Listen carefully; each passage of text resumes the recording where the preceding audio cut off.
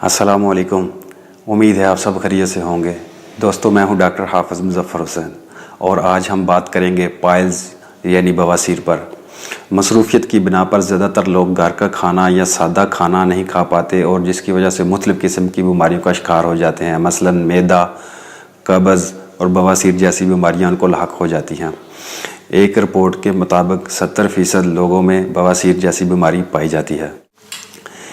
इसकी अलामात हैं खूनी बादी बवासीर के साथ दर्द, बवासीरी नालियों में खून का इज्तिमा, जलन, ख़ारिश, मकद में डंग लगने का एहसास, मसे। ये ऐसी अलामात हैं जो एक बवासीर के मरीज़ में पाई जाती हैं। बवासीर की एक ही मेन वजह है, वो है कब्ज़। और इस बवासीर की 3 स्टेजें हैं।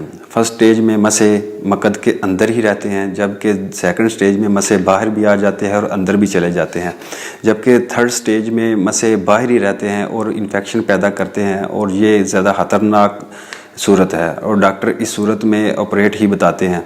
लिहाजा ऑपरेट इसका हल नहीं है, ये ऑपरेशन के बाद दोबारा भी ये कंडीशन हो जाती है। लिहाजा होम्योपैथी में इसका बहुत अच्छा इलाज मौजूद है। कब्ज़ ना होने दें, सब्ज़ियाँ और छिलका इसबगोल का इस्तेमाल शुरू कर दें, पब्लिक टॉयलेट, कमोड, अंडे और गोश्त का इस्तेमाल तर्क कर दें और होम्योपैथी की मेडिसिन आर नंबर 13 शुरू कर दें। आर नंबर 13 एक बहुत अच्छा मरकब है। इसके 15-15 कतरे सुबह दोपहर शाम इस्तेमाल करें, इंशाल्लाह बहुत जल्द फ़ायदा होगा।